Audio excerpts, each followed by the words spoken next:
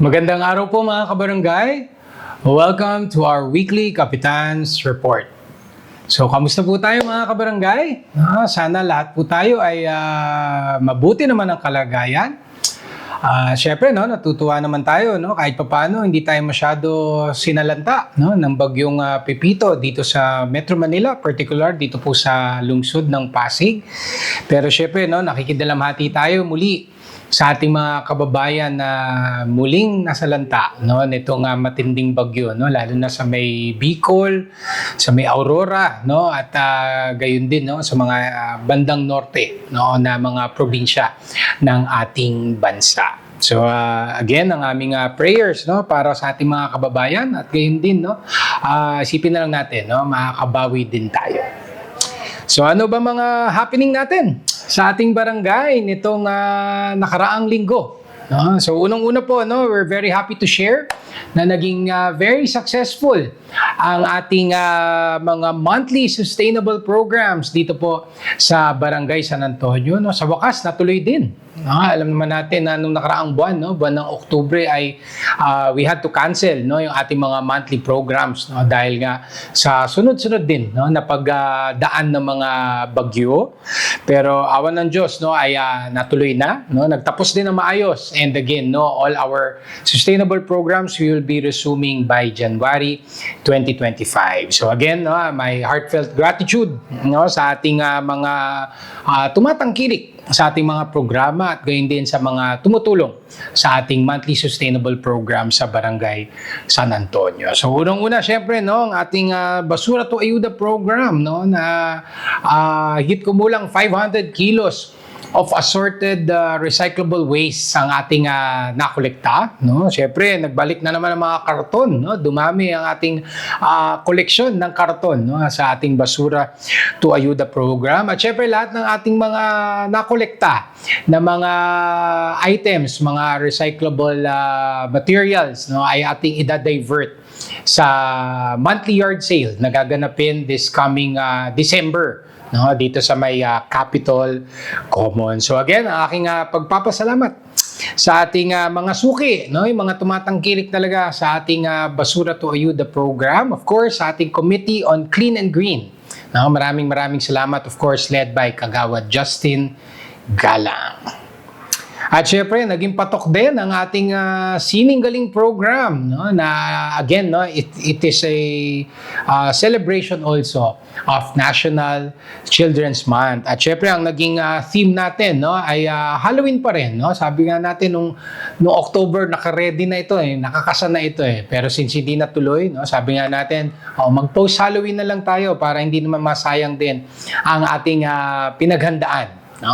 So, tuwang-tuwa naman ang mga bata, yung mga participants natin sa ating naging Halloween theme na arts and crafts. At of course, bukod doon, naghanda rin tayo ng mga goodies para sa ating mga participants. So again, ang aking pagpapasalamat sa ating mga volunteer artists na talagang nag-share ng kanilang time at ang kanilang talents para sa ating Sining Galing program.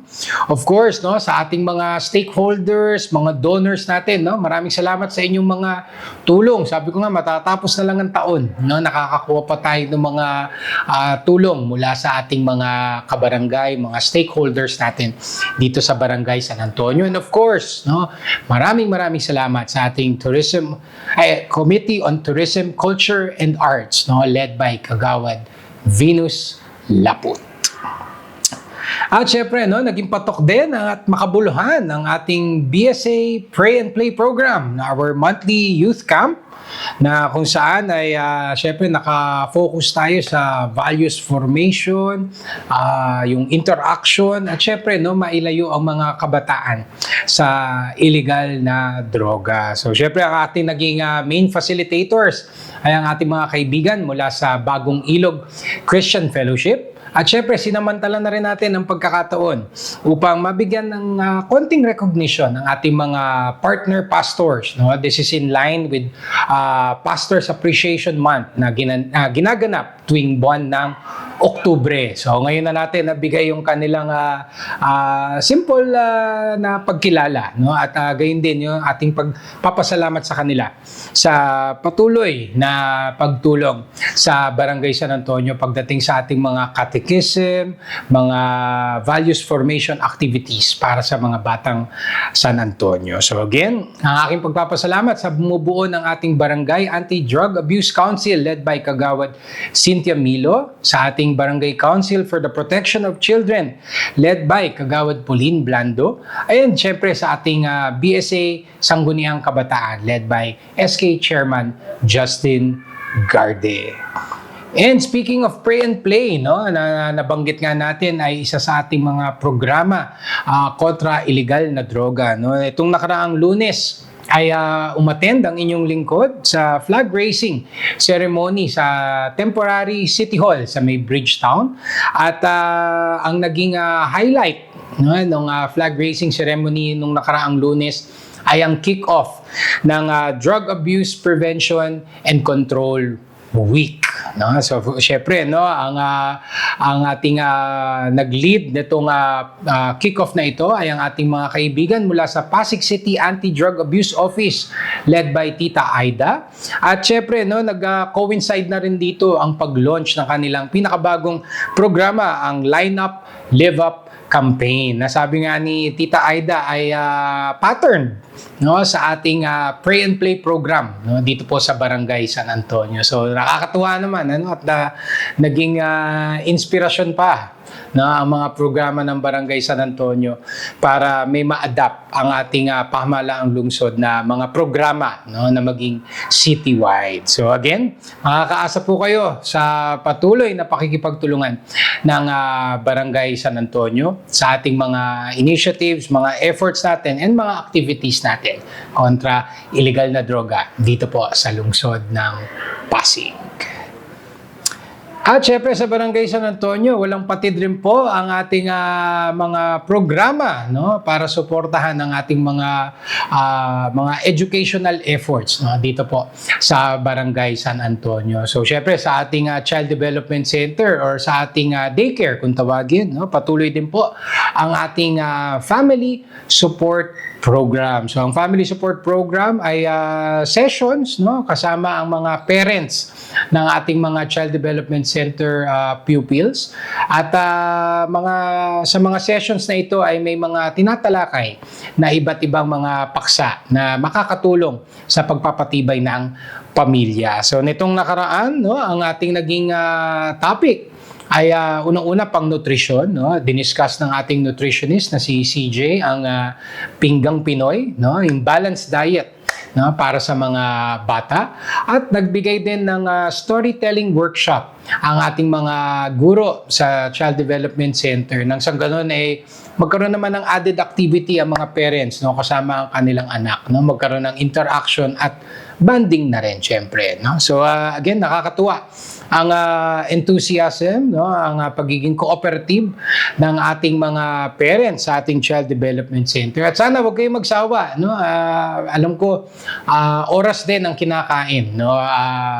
Pero again, maraming salamat at nilalaan nyo ang inyong oras para nang sa ganun ay mas maging holistic ang ating development para sa mga batang San Antonio. So again, maraming salamat sa ating mga CDC teachers and staff, of course sa ating mga magulang, maraming salamat din po sa inyo, and of course sa ating mga kagawad Pauline Blando and Kagawad Rachel Rustia sa inyong patuloy na pagbibigay ng tulong sa ating family support program sa ating BSA Child Development Center.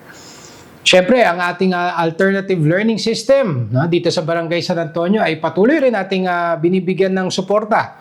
Kamakailan ay naghandog tayo sa ating mga ALS learners ng mga t-shirts at gayon din mga ID Again, para talaga mas ma-feel naman nila ang pagiging estudyante, no? At syempre, maliit na bagay lang po ito, no? Para mas lalo pa silang ma-inspire, no? At magpursige na makapagtapos ng pag-aaral. Sabi nga natin, no, itong ALS program ngayon, no, medyo mas magiging challenging, no? Dahil nga very very post-pandemic na. So ika nga yung mga activities, yung grading system, no, medyo mas mapapalaban na ngayon ang ating mga mag-aaral. Pero alam ko naman, no, yung mga learners natin magagaling yan. Tiyak pasado lahat yan at makakatapos sa ating ALS program. So again, maraming salamat sa ating ALS teachers, no? Kay na Teacher Jerry at kay Teacher Paul. And of course, sa ating Committee on Education Co-Chair na si Kagawad Pauline Blando.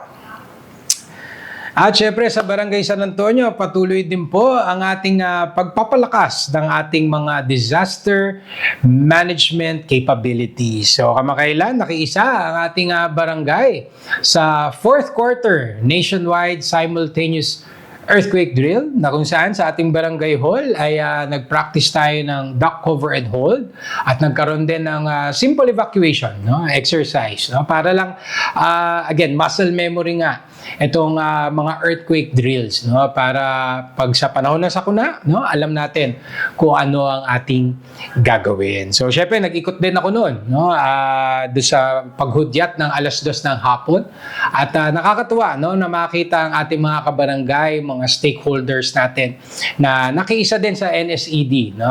May mga ilang gusali na nakita natin nag-evacuate talaga ang kanilang mga tenants, mga occupants nila. So again, no, isang magandang pangitain po ito na talagang sineseryoso natin ang mga disaster management and disaster preparedness dito po sa ating barangay. At syempre, no, speaking of mga sakuna, no, mga aksidente, no, ang aking pagbati lang din sa ating BSA DRRM team, no, na rumisponde, no, nung nakaraang Sunday morning sa isang multiple vehicular collision na nangyari dito po sa may Lanuza Drive, no, corner Ortigas Avenue, na kung saan ang isang malaking truck, no, na may kargang bigas, no, sako-sako ng bigas ay tumaob, no, at may mga natamaan din ng mga nakamotor. So bukod sa BSA DRRM team na pumunta rin ang iba't ibang mga rescue teams ng lungsod ng Pasig. Of course, ang ating CDRRMO ay nandun din po.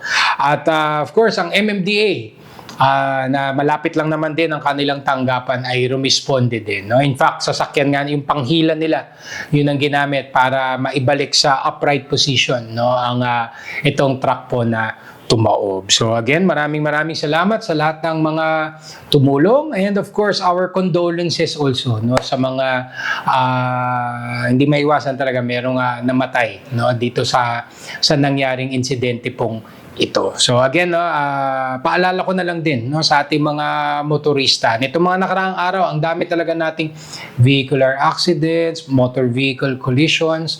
No, sana naman, no, doble ingat po tayo sa ating pagmamaneho. No, again, makakarating rin naman kayo eh. Di ba? Kaya bilisan nyo o bagalan nyo, pag slowly but surely na lang ho sana tayo, and let's be more defensive, no, sa ating pagmamaneho, dahil minsan talagang walang kalaban-laban, 'di ba? Madadali ka ng isang aksidente, no, or alam naman natin ito'y insidente na maaring maiwasan kung lahat naman po tayo ay nag-iingat. So again, maraming salamat sa mga rumisponde, of course, sa ating BDRRM team. Saludo po kami sa inyo.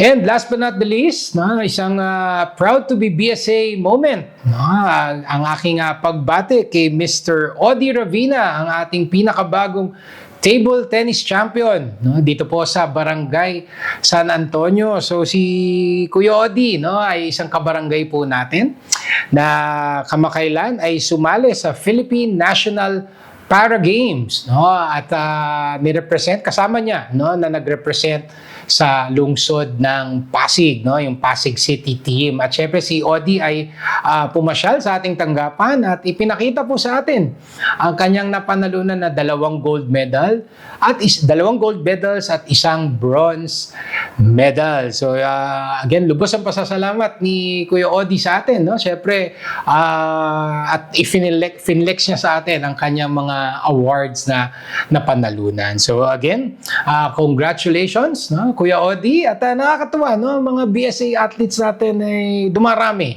no, at parang nagiging practice na rin ang kanilang pagpasyal sa ating tanggapan, no, mag-courtesy visit sa barangay upang ipakita naman nila ang kanilang napanalunan at syempre, no, yung pride na hatid nila, no, para sa Barangay San Antonio. So again, sa lahat ng mga BSA athletes, no, maraming salamat, no, sa karangalan na inyong daladala.